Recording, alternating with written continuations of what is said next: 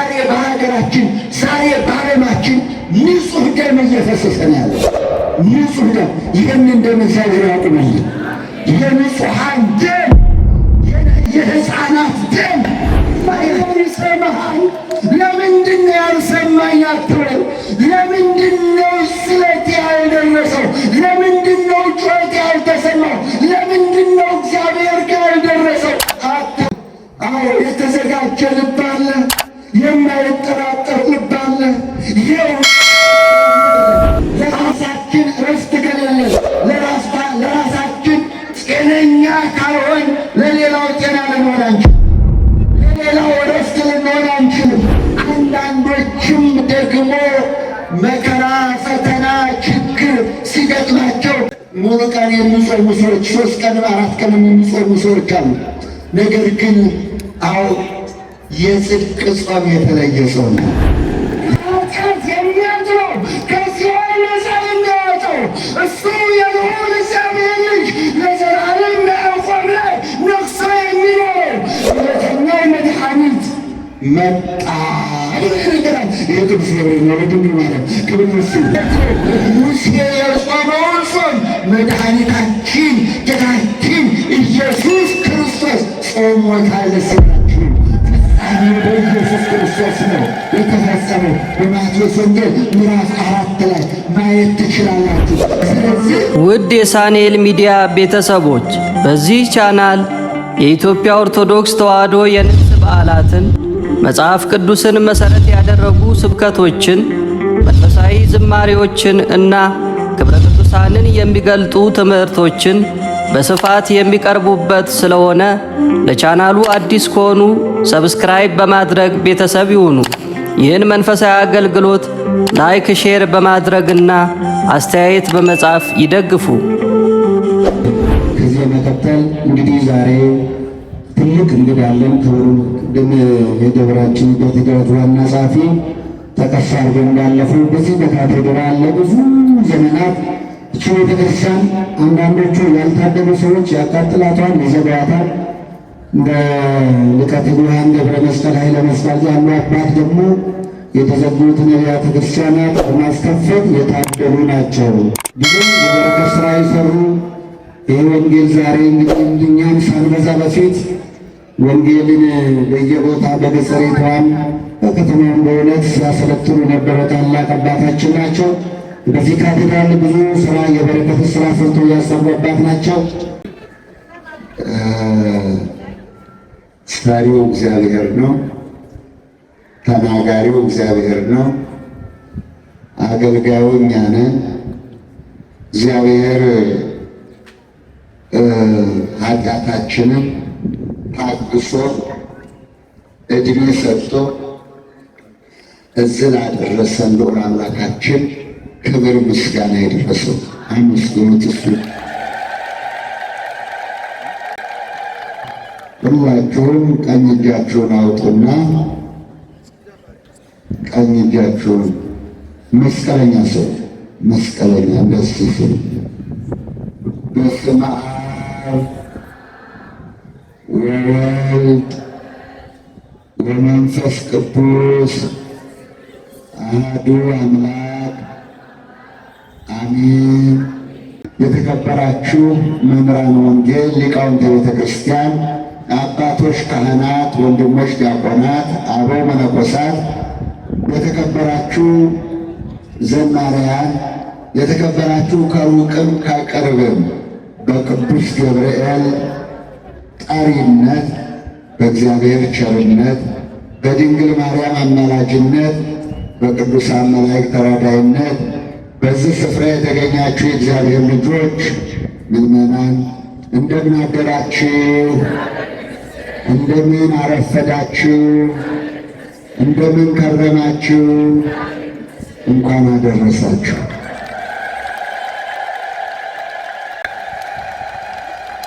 እግዚአብሔር አምላካችን ለዚህች ዕለት ለዚህ ሰዓት ያደረሰን የሰበሰበን ልዑል አምላካችን አሁንም ክብር ምስጋና ይድረሰው። እንግዲህ አባታችን ብዙ ምስክርነት ተናግረዋል። ግን ታሪኩ የእናንተ ነው። የእኔ ታሪክ ምንም የለኝም። እኔ ያለኝ ምላስ ብቻ ነው። ገንዘቡም ሀብቱም ንብረቱም ሁሉም የእናንተ ነው። እግዚአብሔር የተመሰገነ ይሁን። ያን ጊዜ ይህንን ካቴድራል ስንጀምር የሕዝብ እዛች ኪዳነ ምሕረት አሁን የሆነችው ቅዱስ ገብርኤል እዛ ነበር። እዛ ቅዳሜ ዕቁብ ነበረ። ከ6,000 እስከ 10,000 ብር በየሳምንቱ ቅዳሜ እንሰበስባለን። በዛ ብር ነው ይሄ መሰረት ተቆፍሮ የተጀመረው እና ይህንን ካቴድራል አጀምረን ዛሬ ደግሞ በካቴድራሉ ቆሜ ስመሰክር ደስ ይለኛል። እግዚአብሔር የተመሰገነ ይሁን እና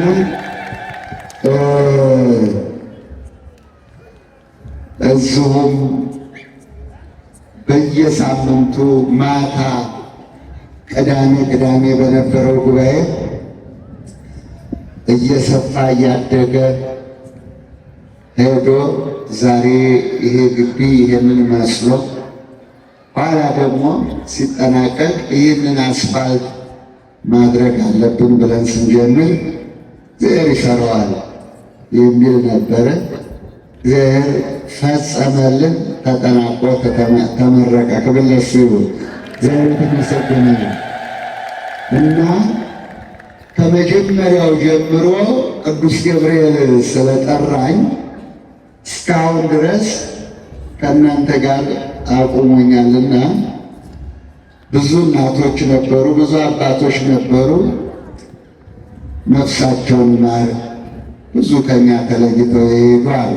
ከዚህ ቦታ ላይ ብዙ አገልጋዮች፣ ትልልቅ አባቶችና ትልልቅ እናቶች ብዙ ስራ የሰሩ አሉ።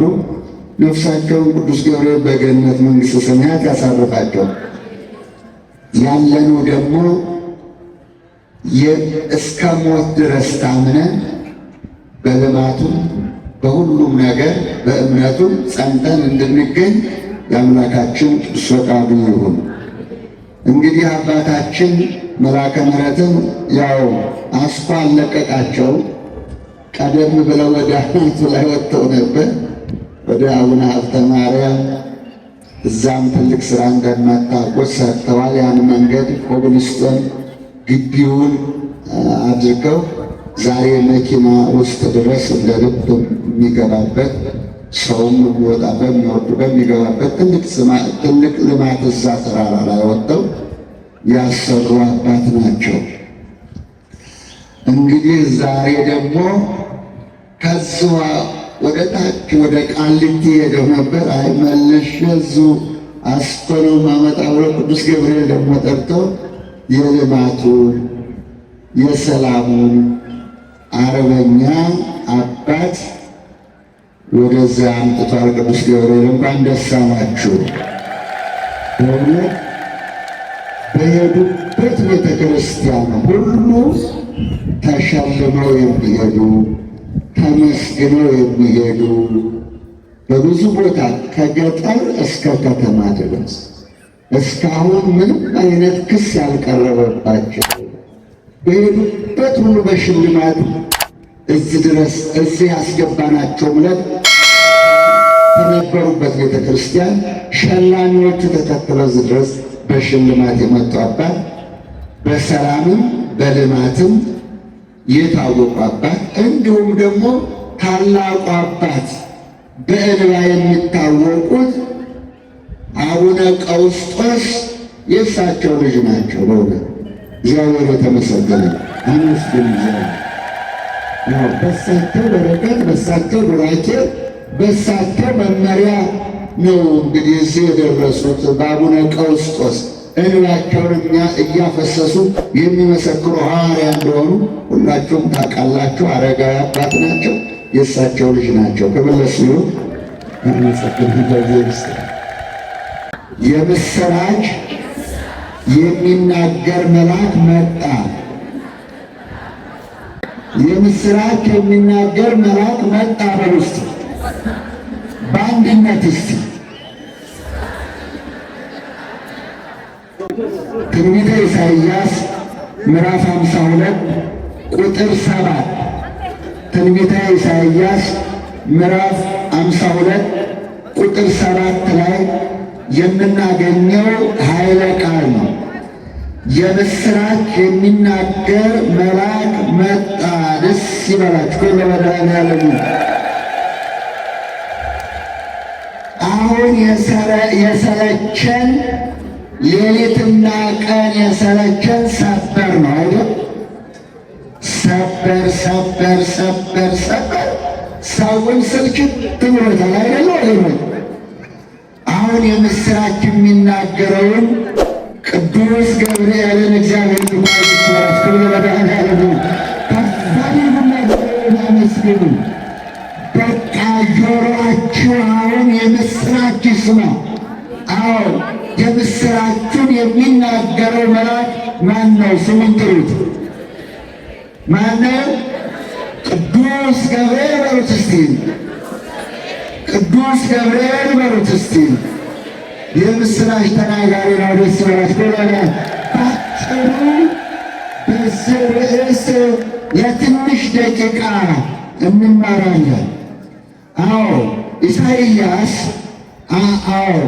በመንፈስ ቅዱስ የሚመራ በመንፈስ ቅዱስ የተሞላ ከነቢያት አንዱ የሆነው ጌታችን መድኃኒታችን ኢየሱስ ክርስቶስ ከመምጣቱ በፊት ከመወለዱ በፊት ከ700 ዓመት በፊት ይህንን ትንቢት የተናገረ ነቢይ ነው። ደስ ይበላችሁ። ኢሳይያስ ማለት መድኃኒት ማለት ነው። እግዚአብሔር የተመሰገነ ይሁን። ስለዚህ ኢሳይያስ፣ ኢያሱ መድኃኒት ማለት ናቸው። እግዚአብሔርን አመስግኑት። ሆነ ይመስገን። ስለዚህ ይህ ነቢይ እንግዲህ አስቀድሞ ስለ ቅዱሳን መላእክት፣ ስለ ጻድቃን፣ ስለ ሰማዕታት፣ ስለ ጌታችን መድኃኒታችን ኢየሱስ ክርስቶስ ደረቅ ወንጌል የሚባለውን የተናገረው ታላቁ ነቢይ ኢሳይያስ ነው። ደስ ይበላችሁ። ደረቅ ወንጌል ይባላል። ይህ ነቢይ አስቀድሞ የምስራች የሚናገረው መልአክ መጣ አለ። ወደ እናንተም ወደ እኔም ወደ አንቺም ወደ አንተም ይምጣላችሁ፣ የምስራቹን ያሰማችሁ። አዎ ይህ ነቢይ እንዲህ አለ፣ የሰላም ወሬ የሚያወራ መልካም ነገርን የሚሰብክ መልአክ መጣ፣ የምስራች እላችኋለሁ። ሲበላችሁ ወደ ላይ ወሬያችን፣ ንግግራችን፣ ስብከታችን፣ መንገዳችን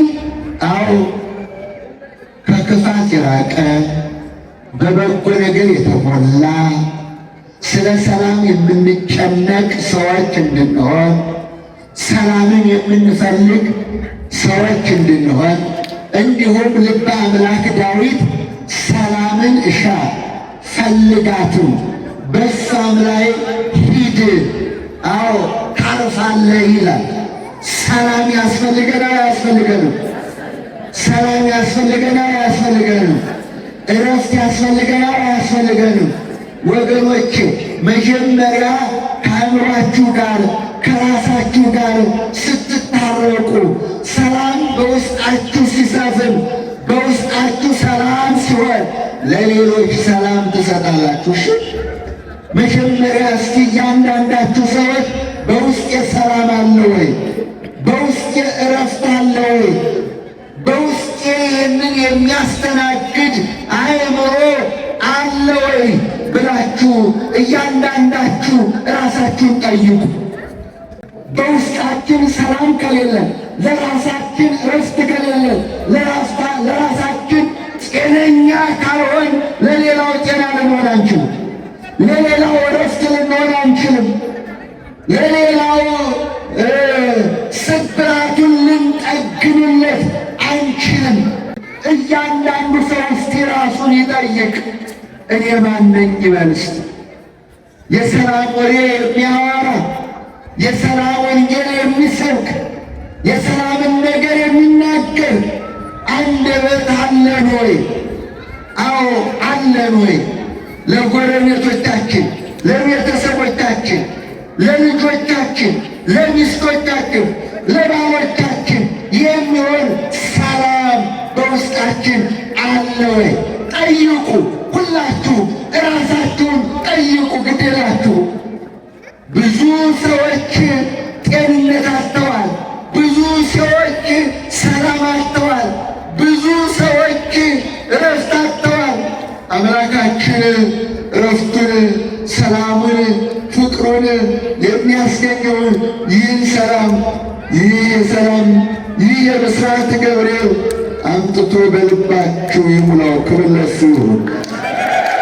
ወገኖች፣ አዎ መረጋጋት ትፈልጋላችሁ አይደለም? ትፈልጋላችሁ? ሰላም ትፈልጋላችሁ? በቅዱስ ገብርኤል መዳሰስ ትፈልጋላችሁ? ክብር ለእሱ ይሁን። አመስግኑ።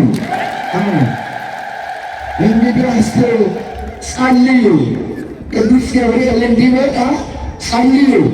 ይኸውላችሁ ትንቢተ ዳንኤል ምዕራፍ 9 ቁጥር 21 ትንቢተ ዳንኤል ምዕራፍ 9 ቁጥር 21 ላይ እንዲህ ይላል፣ ገና በርሱ ገና በጸሎት ላይ ሳለው ገና እግዚአብሔርን ደጅ እየጠናው ገና ወደ እግዚአብሔር እየጮኩ ሳለ ቀድሞ የማውቀው ቅዱስ ገብርኤል እየበረረ ወደ እኔ መጣ፣ ዳሰሰኝም ይላል። ክብር ለእሱ ይሁን።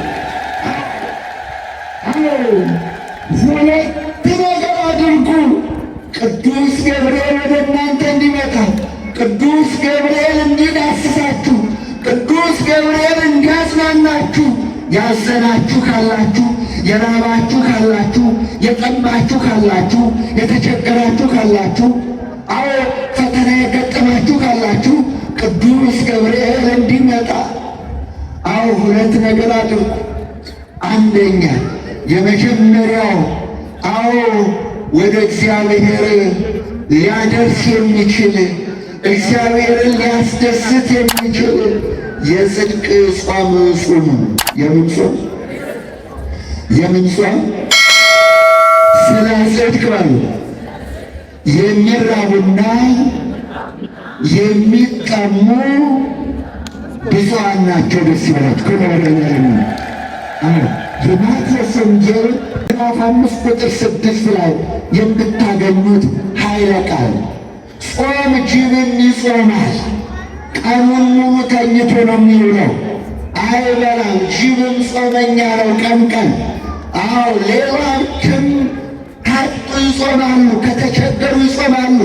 አንዳንዶችም ደግሞ መከራ፣ ፈተና፣ ችግር ሲገጥማቸው ችግራቸው አዎ እስኪቀረፍላቸው ድረስ መከራቸው፣ ፈተናቸው እስኪያበቃ ድረስ ሙሉ ቀን የሚጾሙ ሰዎች፣ 3 ቀን 4 ቀን የሚጾሙ ሰዎች አሉ።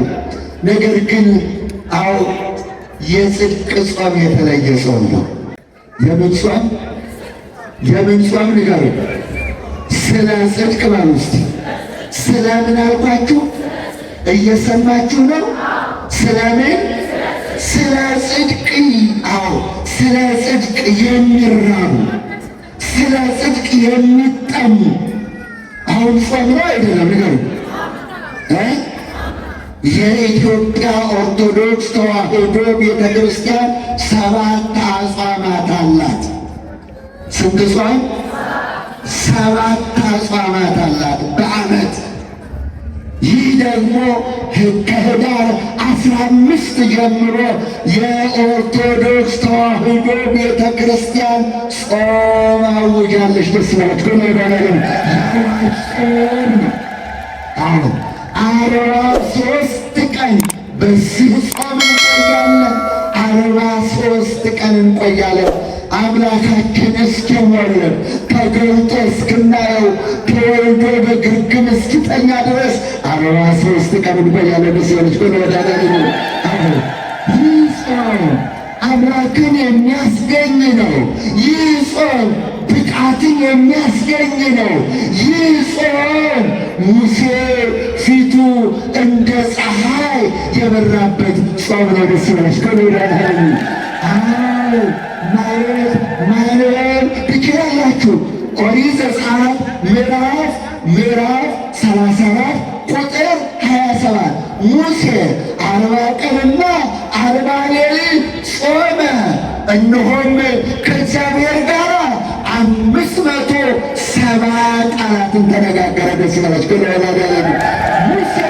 ሙሴ ለሌላው በራእይ በሕልም እታየዋለሁ እገለጽለታለሁ፣ ለአንተ ግን ቃል በቃል አነጋግራለሁ ብሎ የእኛ ጌታ አምላካችን እግዚአብሔር ተገለጸለት። ሲባችሁ ይህ ጾም ነው። ሊቀ ነቢያት ሙሴ ይባላል። የነቢያት አለቃ ማለት ነው። ሙሴ የጾመውን ጾም መድኃኒታችን ጌታችን ኢየሱስ ክርስቶስ ጾሞታል። ደስ ይበላችሁ። ፍጻሜው በኢየሱስ ክርስቶስ ነው የተፈጸመው። በማቴዎስ ወንጌል ምዕራፍ 4 ላይ ማየት ትችላላችሁ። ስለዚህ ሙሴ የጾመውን ጌታ ኢየሱስ ክርስቶስ ጾሞታል። ሙሴ 40 ቀን እህል አልበላም፣ ውሃ አልጠጣም። የጽላቱን 10ቱን ትእዛዝ በእጁ ጽፎ በደረቱ ታቅፎ ሲወርድ ፊቱ እንደ ፀሐይ በራ። ደስ ይበላችሁ። ጾም ያበራል፣ ጾም ያበረታል። አያችሁ፣ ጾም ከእግዚአብሔር ጋር ያገናኛል።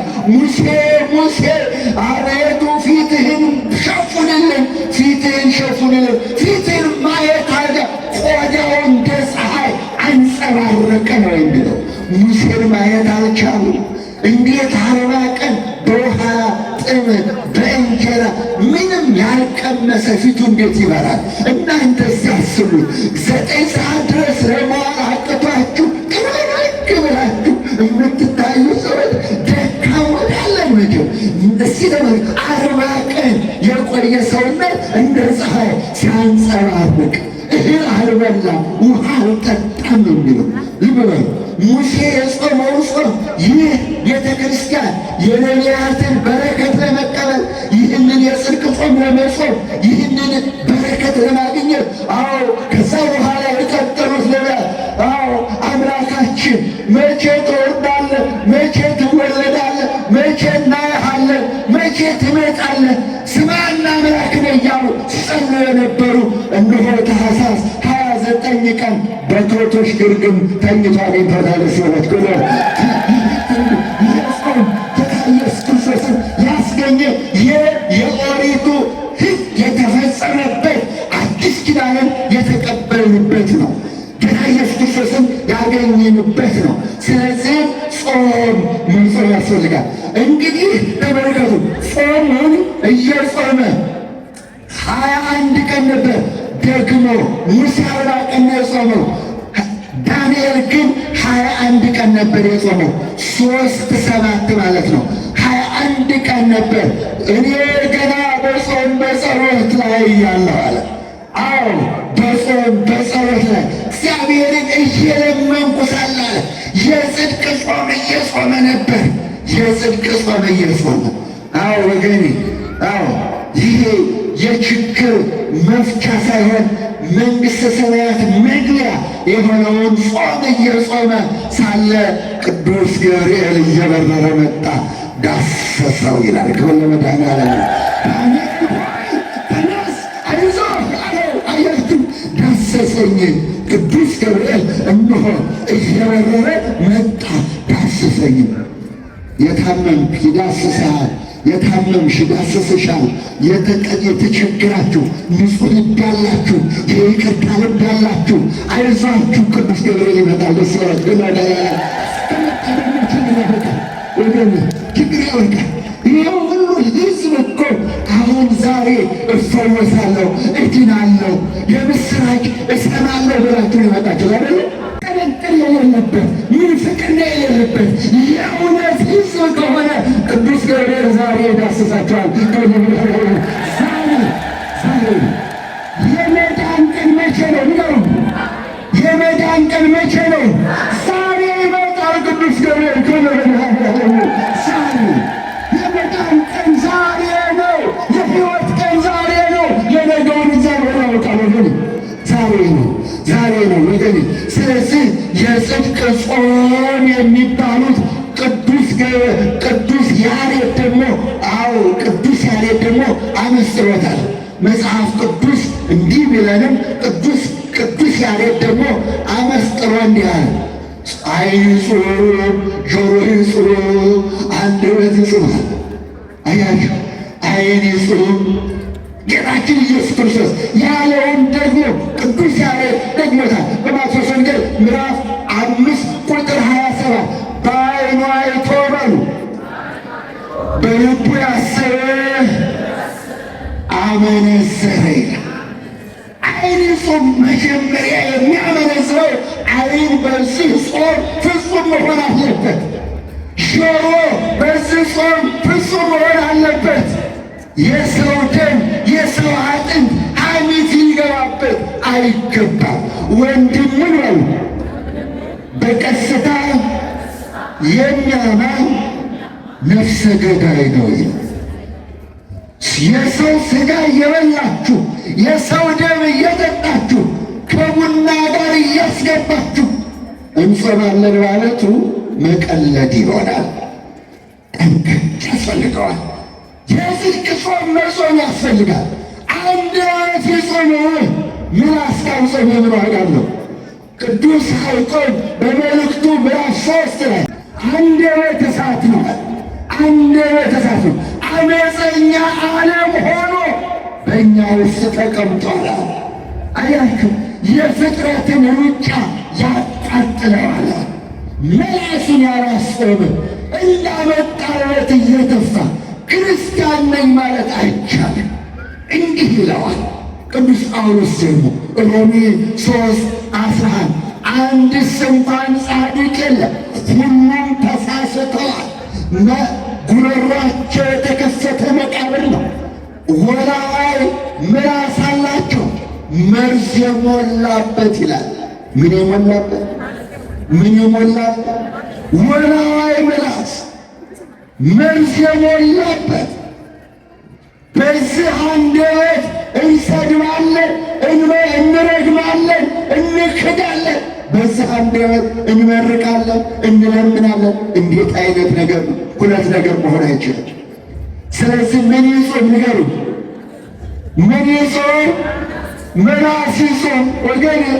ምላስ እንደ መላእክት ቅዱስ ቅዱስ ቅዱስ እግዚአብሔር ጸባኦት ፍጹም ሙሉ ሰማያተ ወምድረ ቅዱሳተ ስብሐቲከ ብሎ እንዲያመሰግን የተፈጠረ እንጂ በእውነት ለእርግማን፣ ለስድብ፣ ለአሉባልታ የተፈጠረ ምላስ የለም ወገን። የተባረከ ምላስ፣ የተቀደሰ ምላስ በአነጋገር ትጸድቃለህ። በምንም ኧረ ንገሩኝ። በአነጋገር ትጸድቃለህ፣ በአነጋገር ትኮነናለህ።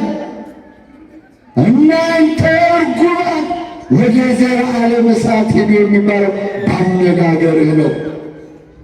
በአነጋገር ትጸድቃለህ። ጌታ ኢየሱስ ክርስቶስ ነው። በአነጋገር ትኮነናለህ። ወገኖች በመላስ ሞት አለ፣ በመላስ ትንሣኤ አለ። ሞትና ሕይወት በእጅህ ናት። ዛሬ ያልታረመ ምላስ፣ ዛሬ ያልጾመ ምላስ፣ ዛሬ ያልተዘጋጀ ምላስ ነገ ያፍራል። እስመ ይትፈጸም አፍ ዘይነብብ አመፃ።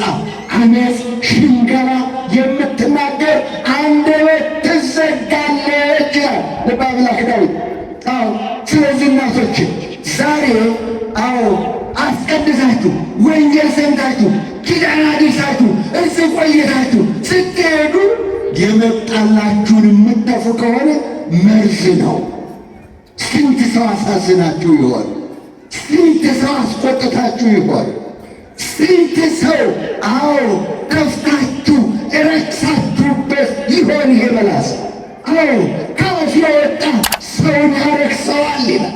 ከአፍ የወጣ ነው ሰውን የሚያረክሰው። ይሄ የጽድቅ ሰው ምን ያመጣል? ምላስ ነው። አራተኛው ጾም እጅ ነው። መጽሐፈ ምሳሌ ምዕራፍ 6 ቁጥር 16 ንጹሕ ደም የምታፈስ እጅ እጠላለሁ ይላል እግዚአብሔር። ንጹሕ ደም የምታፈስ እጅ፣ ጉቦ የምትሰጥበት፣ ጉቦ የምትቀበልበት፣ ደም የምታፈስበት። አዎ ዛሬ በሀገራችን ዛሬ በዓለማችን ንጹሕ ደም እየፈሰሰ ነው ያለው። ንጹሕ ደም። ይህንን ደም እግዚአብሔር ያቁምልን። የንጹሐን ደም፣ የሕፃናት ደም። አያችሁ ጌታችን መድኃኒታችን ኢየሱስ ክርስቶስን አገኛለሁ ብሎ ሄሮድስ ያስፈዳቸው 140,000 ሕፃናት ነበሩ ያረዳቸው በቤተልሔም። ሄሮድስ ጌታ ኢየሱስ ክርስቶስን አገኛለሁ 140,000 ሕፃናትን አርዷል። ዛሬም ንጹሐን ደም፣ ንጹሐን ሴቶች፣ ንጹሐን ሕፃናት፣ ንጹሐን ሰዎች ደማቸው የፈሰሰው የንጹሕ ሰው ደም የምታፈስች እጠላለሁ ይላል። ከሌብነት፣ ከውሸት፣ ከቅሚያ፣ ከስስት እጅ ጾማለሁ። እጅ ጾማለሁ። አዎ ፍጹም የሚያደርገው ጾም ይሄ ነው። አዎ ወገኖች፣ አራተኛው ጾም ደግሞ እግር ነው። ምንድን ነው? አዎ ወደ ክፉ አይመስልም። ወደ ክፉ የምትሮጥ እግር እጠላለሁ ይላል እግዚአብሔር። ወዴት የምትሮጥ? የት የምትወስደው እግር ናት የተባረከችው ካላችሁ ተፈስሐኩ እስመ ይቤሉኒ ቤተ እግዚአብሔር ነሐውርህ። ወደ እግዚአብሔር ቤት እንሂድ ባሉኝ ጊዜ በጣም ደስ አለኝ አለ ልበ አምላክ ዳዊት። ወደ እግዚአብሔር ቤት ያመጣችሁን እግራችሁን እንበሉናት እስቲ አለስናት ይችላል። አዎ ወደ እግዚአብሔር ቤት እንሂድ ባሉኝ ጊዜ ፈውስ ባለበት፣ መድኃኒት ባለበት፣ አዎ ድነት ባለበት፣ ከእግዚአብሔር ጋር በምገናኙበት ወደ እግዚአብሔር ቤት እንሂድ ባሉኝ ጊዜ ደስ አለኝ። ወደ እግዚአብሔር ቤት ያመጣችኋቸው፣ ወደ እግዚአብሔር ቤት የሰበካችኋቸው፣ ወደ እግዚአብሔር ቤት ያመጣችኋቸው ወገኖቻችሁ እንኳን ደስ አላችሁ። ጓደኞቻችሁ፣ ባልንጀሮቻችሁ ወደ እግዚአብሔር ቤት የመጡናችሁ እንኳን ደስ አላችሁ። ወደ ክፉ የምትሮጥ እግር ማለት ምን ማለት ነው ካል ደም ለማፍሰስ የምትሮጥ፣ ለመስረቅ የምትሮጥ፣ ወደ ቃልቻ ቤት የምትሮጥ፣ ወደ አባይ ጠንቋይ ቤት የምትሮጥ፣ ወደ አስማተኛና መተተኛ ቤት የምትሮጥ፣ አስማተኛውንና መተተኛውን ጠንቋውን የምትከተል እግር፣ ዛራንጋሽ እግር ወገኔ። አዎ እነዚህ ሁሉ አዎ ጫት ለመቃም፣ ሲጃራ ለማጨስ፣ አዎ ወደ ዘማያን ሴተኛ አዳሪዎች ቤት የምትሮጥ እግር እጠላለሁ አለ እግዚአብሔር። አዎ ይህን እጠላለሁ አለ እግዚአብሔር። ይህንን የምትጠራ እግር እሷ አዎ አልጾመችምና እንግዲህ ወገኖች ከዚህ የምትጾም እግር ካለቻችሁ ጥሩ ነው። የጽድቅ ጾም ማለት እሱ ነው። እግርህ፣ እጅህ፣ አንደበትህ፣ ጆሮህ፣ ዓይንህ ከጾመ ዓይንሽ፣ እግርሽ፣ አዎ ህሊናሽ ከጾመ ጥሩ ነው። እሱ የጽድቅ ጾም ይባላል። አዎ የጽድቅ ጾም ይባላል። አዎ ስድስተኛውና የመጨረሻው ደግሞ የሚጾመው ልብ ነው። ምንድን ነው? ኧረ ንገሩ። ልባችሁ የከበዳችሁ እግዚአብሔር ያጽናችሁ። ልባችሁ የጸናላችሁ አዎ ግን ልጄ ሆይ በምስ ልጄ ሆይ ልብህን ስጠኝ ይላል እግዚአብሔር። አያውቀው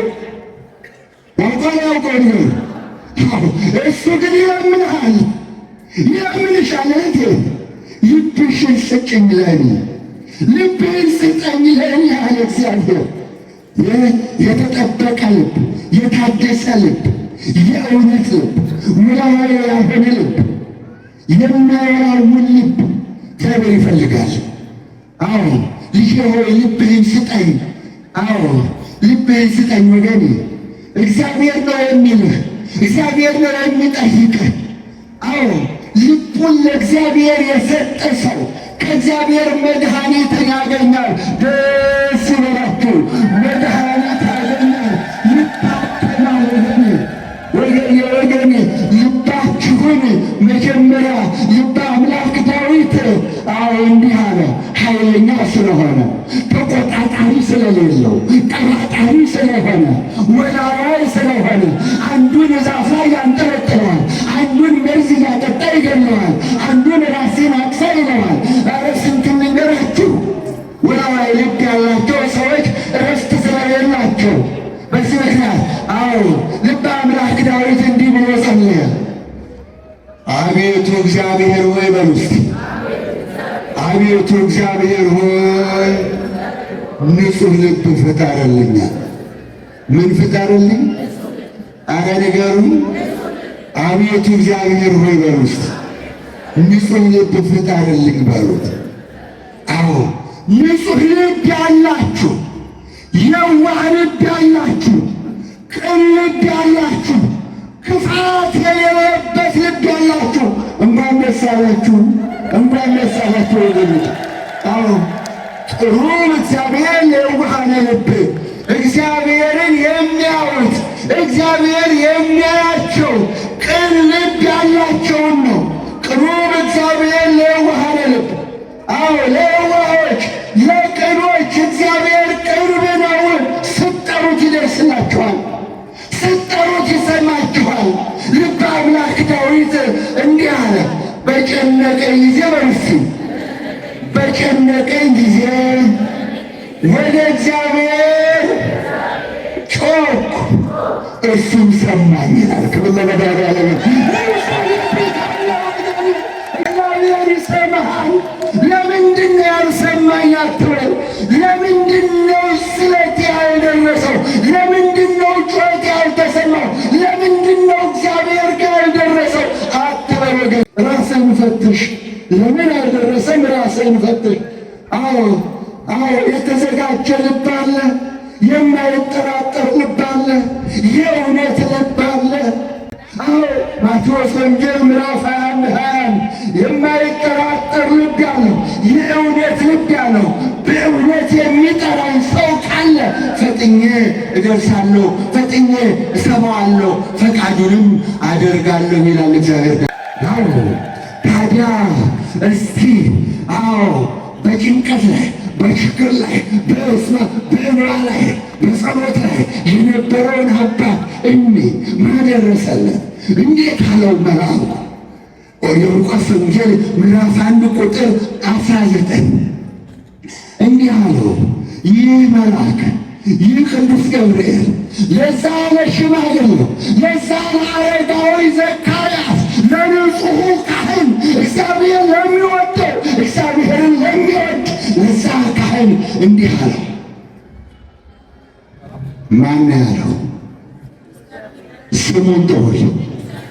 ማን ያለው? ሁላችሁም ስሙን ጥሩት እስቲ። ይህንን የምስራች ይህንን የምስራች እነግርህ ዘንድ ከእግዚአብሔር ተልኬ ወደ አንተ መጥቻለሁ። እኔ በእግዚአብሔር ፊት የምቆመው ገብርኤል ነኝ። ክብር ለእሱ ይሁን። የምስራች ነጋሪ ነው። የምስራች ያህል ወገኔ ጾምህ ጸሎትህ አርጓል ይልሃል እኮ። ጾማችሁ የእውነት ጾም ሲሆን፣ ፍቅራችሁ የእውነት ፍቅር ሲሆን፣ ጸሎታችሁ የእውነት ጸሎት ሲሆን፣ ንስሐ የገባ የታተመ ሰውነት ሲኖራችሁ፣ ከእግዚአብሔር ጋር የሚገናኝ ልብ ሲኖራችሁ፣ ያን ጊዜ ልቡ ተከፍቶ ነበር፣ አእምሮ ተሰብስቦ ነበር። የተዘጋጀ ጾም ጸሎት ስንት ቀን የተጠራቀመ ነበር። ስማና አምላክ ነው ይላል በየቀኑ። አቤቱ እኔ ያንተ አገልጋይ መቼ ነው ሚስቴ ልጅ የምትወልደው? መቼ ነው እኔ ልጅ የማገኘው? መቼ ነው እኔን የሚተካ ልጅ የማገኘው? ያለ ዘካርያስ ከዕጣን ጋር ሁልጊዜ ከዕጣኑ ጋር ወደ እግዚአብሔር ይጸልይ ነበር። ታዲያ በመቅደሱ ተገናኙ። ደስ ይላችሁ። ተገናኙ። ፌርማታ ላይ አታገኘውም። ቢሆን አስፋልት ላይ ገብተህን አታገኘውም። ነገር ጫካ ተራራ ስዘር ብትል አታገኘውም። በቤተ መቅደሱ ታገኘዋለህ። ከእነሱ ቤተ መቅደሱ ዘካርያስ ዕጣኑን እያጠነ እየጸለየ ሳለ በስተቀኝ በኩል ሰው የመሰለው ወጣት ማዕከላዊ ጎልማሳ የመሰለው መልአክ በቅዱስ ገብርኤል በዘካርያስ ፊት ቆመና ዘካርያስ ሆይ በሉስ፣ ዘካርያስ ሆይ ጾምህ፣ ጸሎትህ፣ መስዋዕትህ በእግዚአብሔር ፊት አረገ። ደስ ይበልህ። ያረጀችው ሚስትህ ኤልሳቤጥ ወንድ ልጅ ትወልዳለች፣ ስሙንም ዮሐንስ ትለዋለህ። ከእንግዲህ በኋላ ሐዘን ትካዜ ከቤት ይወጣል። ዮሐንስ ማለት ሐሴት፣ ፍስሐ፣ ደስታ ማለት ነው። በቤት ደስታ ይሞላል። የልጁ ስም ዮሐንስ ትለዋለህ። ከእንግዲህ በኋላ ልጅ አግኝተሃል፣ ደስ ይበልህ።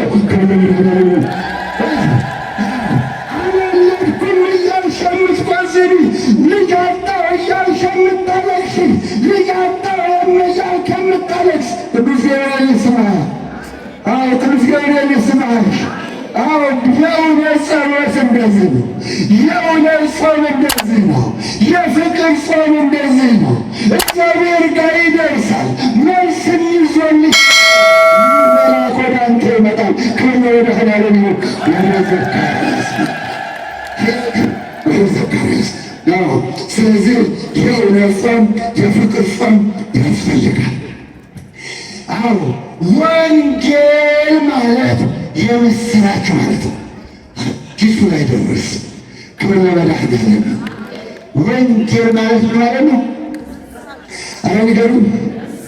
ወንጌል ማለት ማለት ነው የምስራች ወንጌል አዲስ ኪዳን ያመጣው ቅዱስ ገብርኤል ስመች ከወዳዳ የሉቃስ ወንጌል ምዕራፍ 1 ቁጥር 27 ጀምራችሁ ተመልከቱት። እነሆ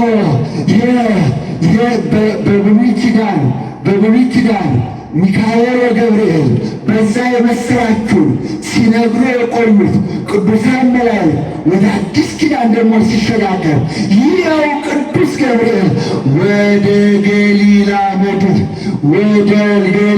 ምድር ወደ አንዲት ሕፃን ልጃገረድ መጣ። የልጃገረዲቱን ስም ማርያም ነበረ ይላል። ደስ ይበላችሁ። የ15 ዓመት ልጃገረድ የ15 ዓመት ሕፃን በቤተ መቅደስ ከመላእክት ጋር ያደገች 12 ዓመት የተቀመጠች ያቺ ሙሽራ የሊባኖስ ሙሽራ ሕፃኗ ቅዱስ ገብርኤል መጣና ማርያም ሆይ በርስ ማርያም ሆይ ጸጋ የሞላብሽ ደስ ይበልሽ፣ እነሆ የልዑል እግዚአብሔርን ልጅ ጌታ ኢየሱስ ክርስቶስን ትወልጃለሽ። እርሱም ሕዝቡን ከኃጢአታቸው ፍዳ ያድናቸዋል፣ ነፃ ያወጣቸዋል። ጌታ ከአንቺ ጋር ነውና ደስ ይበልሽ አላት። ከነሱ ደስ ይበልሽ። ከኃጢአት የሚያድነው ከሲኦል ነፃ የሚያወጣው እሱ እግዚአብሔር ልጅ ለዘላለም በያዕቆብ ላይ ነግሶ የሚኖር እውነተኛው መድኃኒት መጣ ብሎ ይነገራል። ይህ ቅዱስ ገብርኤል ነው። ለድንግል ማርያም ክብር ይስጥ። የዘላለም ንጉሥ፣ የዘላለም ንጉሥ፣ ኃያል አምላክ፣ አዎ የዓለም መድኃኒት፣ የኔና የእናንተ ወደ ክብራችን እንድንመለስ እስከ ሞት ድረስ የወደደ እሱ ጌታችን መድኃኒታችን ኢየሱስ ክርስቶስ ክብር ምስጋና ይድረሰው። አመስግኑ። ስለዚህ ይህ ቅዱስ ገብርኤል የምስራች እያለ ሁል ጊዜ የሚመጣው አስደሳች መልአክ ነው። ወገን አስደሳች መልአክ ነው። ታዲያ በፊቱ ተጠንቀቅ ወገን። ይህ መልአክ ለጨካኞች አይራራ። ይህ መልአክ ለተጠራጣሪዎች አይራራ። ይህ መልአክ ሌባ ይከሳል። ይህ መልአክ ሌባ ያስራል። እግሩ ብረት አለው፣ ሰይፍ አለው፣ ኃይለኛ ነው፣ ቁጠኛ ነው። ወገኔ ኦሪት ዘጸአት ምዕራፍ 23 ቁጥር 20 እነሆ መልአኬን ወደ አንተ እሰዳለሁ፣ በፊትህም ይመጣል፣ በፊቱም ተጠንቀቅ። ወገኔ ስሙም ድንቅ ነው። በፊቱ ተጠንቀቅ። ኃጢአት ብትሠራ አይተውህም ይላል። ወገኔ ኃጢአት ብትሠራ ቅዱስ ገብርኤል ሲያከብሩት እንጂ ሲንቁት አይወድም። ቅዱስ ገብርኤል ሲለምኑት እንጂ ሲተዉት አይወድም። ቅዱስ ገብርኤል አፉን የሚከፍት ሁሉ መጥቶ በዚፕ ነው የሚዘጋው። ተጠንቀቁ ወገኔ። ቅዱስ ገብርኤል መዝጊያውን ያውቀዋል፣ መክፈቻውን ያውቀዋል። ወገኔ ለወዳጆቹ ደግሞ ፈጥኖ ደራሽ ነው። ክብር ለማርያም ነው። ቅዱስ ገብርኤል ይመጣል። ወደ ጉድጓድ ብትጣል ቅዱስ ገብርኤል ይመጣል። እስር ቤት ብትገባ ቅዱስ ገብርኤል ይመጣል። ክብር ለማርያም ነው። እሱ ይመጣል። ዳንኤል ሆይ ና ከአንበሳው ጉድጓድ ውጣ ብሎ ያወጣ ይሄ መልአክ ነው። አናንያ አዛርያ ሚሳኤል እነዚህን ከእሳት ያወጣቸው ይህ ቅዱስ ገብርኤል ነው። እነሆ እነ ጴጥሮስ ቅዱሳን ሐዋርያት ወደ እስር ቤት የሚገቡ ይህ ቅዱስ ገብርኤል ነው። ተነስ፣ ሱሪህን ታጠቅ፣ ጫማህን አግባ፣ አቃጠለኝ ብሎ ሦስቱንም በር ከፋፍቶ ያወጣው ይህ ቅዱስ ገብርኤል ነው። ከወደ እስር ቤት ይመጣል፣ ጉድጓድ ውስጥ ይመጣል፣ እሳት ውስጥ ይመጣል። ወገን እሱ የማይመጣበት የሆን በምትጠራበት ሁሉ ይመጣል። ወገን ችግር የለም። ማሰሮ ይሞላል፣ ሌማቱ ይሞላል፣ የዘይቱ ማሰሮ ይሞላል፣ ከሰማይ ያፈሰዋል። ክብር ለእሱ ይሁን። ምንም የሚጎለው ነገር ከእኛ የጎደለ ነገር ካለ ማስተካከል ብቻ ነው። ከእኛ የጎደለን እናስተካክል። የመጨረሻውን ጥቅስ ልስጣችሁና ልጨርስ። ይህ ወንጌል ቅዱስ ገብርኤል ከሰበከው በኋላ ጌታችን ኢየሱስ ክርስቶስ ተወልዷል። በዚህ ዓለም ላይ እንዲህ ይለናል ወንጌሉ የሉቃስ ወንጌል ምዕራፍ 8 ቁጥር 1 ላይ የምስራቹ ወንጌል ነው። የምስራቹ ወንጌል እየሰበከ በየመንደሩ ሁሉ ጌታ ኢየሱስ ክርስቶስ ያልፍ ነበር ይላል። ክብር ለመድኃኒዓለም ነው። ወንጌል የምስራቹ ያጸናሃል፣ ያበረታሃል። ወገኔ ለንስሐ ያበቃል፣ ለሥጋ ደግሞ ያበቃል። እሱ ያበቃል ወገኔ። ስለዚህም እግዚአብሔር አምላካችን የምስራች ያለውን ቅዱስ ገብርኤል ነቢያት፣ ሐዋርያት የምስራች ጌታችን መድኃኒታችን ደግሞ የምስራች የእግዚአብሔር መንግሥት የመንግሥቱ ወንጌል ይህንን የምስራች በአደባባይ በአውደ ምሕረት በተራራ በለቅሶ ቤት በሰርግ ቤት በተለይ ደግሞ በሁሉ ቦታ ተገኝቶ የምስራች ይህ የመንግሥት ወንጌል ነው እያለ የተሰበከ የእኛ ጌታ የድንግል ማርያም ልጅ ነው። ደስ ይላችሁ። ክብር መድኃኒዓለም ነው። ወንጌል ሰው ወገኖች፣ ወንጌል መድኃኒት ነው። ወንጌል የምስራች ነው። የሚያስብ የቆሰለው፣ የተከዘው፣ የታሰረው፣ የወደቀው፣ የተጣለው ሁሉንም የሚያነሳ ሰው የሚያደርግ ወደ ክብሩ የሚመልስ ወንጌል ነው። ክብር ለመድኃኒዓለም ይሁን። እሱን መያዝ ነው። የመጨረሻው ጥቅስ ልንገራችሁ። ሮሜ ምዕራፍ 10 ቁጥር 14 ሮሜ ምዕራፍ 10 ቁጥር 14 ላይ እንዲህ ይላል፣ የምስራች ነው የምስራች የሚያወሩ እግሮቻቸው እንዴት ያማሩ ናቸው ይላል። ክብር ለመድኃኒዓለም ይሁን። የምስራች የሚያወሩ እግሮች፣ የምስራች የሚያወሩ እጆች፣ የምስራች የሚያዩ ዓይኖች፣ የምስራች የሚሰሙ ጆሮች፣ የምስራቹን ወንጌል። አዎ ታዲያ ቅዱስ ጳውሎስ ምን አለ መሰለህ? አንድ ሰው ካልተሰበከ ወንጌል ካልተማረ እንዴት ሊያመሰግን ይችላል? እንዴት ሊያምንስ ይችላል? እንዴት ከእግዚአብሔር ጋር ሊገናኝ ይችላል? ስለዚህ መጀመሪያ ከጸሎት በፊት ከመስማት ማዳመጥ፣ መማር፣ ማወቅ አለበት። ስለዚህ እናቶች፣ አባቶች፣ እህቶችና ወንድሞች ወንጌልን ከተማራችሁ የምስራች የእግዚአብሔር ልጆች ከሆናችሁ የልባችሁን ሐሳብ እግዚአብሔር ይፈጽምላችኋልና እግዚአብሔር ያደርግላችኋልና መስማትን ማስተዋልን አስቀድማችሁ ከዛ በኋላ መደምደሚያውን መጠቅለያውን መጽደቂያውን ደመ ማኅተሙን ተቀብላችሁ መንግሥተ ሰማያት እንድትገቡ እንድንገባ የአምላካችን ቅዱስ ፈቃዱ ይሆናል። የእኛ ጌታ መድኃኒታችን ኢየሱስ ክርስቶስ የድንግል ማርያም ልጅ የመጨረሻው ማኅተሙ ሥጋው ደሙ ተዘከረነ በውስጥ እግዚኦ በውስተ መንግሥትከ። አቤቱ ጌታ ሆይ በመንግሥትህ በመጣህ ጊዜ አስበኝ ብላችኋል አይደለ? በቅዳሴ ላይ ጸልያችኋል አይደለ? ታዲያ እንዴት ይሻላል? አሁን ይህ ግቢ እንደዚህ ያምሩ እንደዚህ ሞልቶ ተምሮ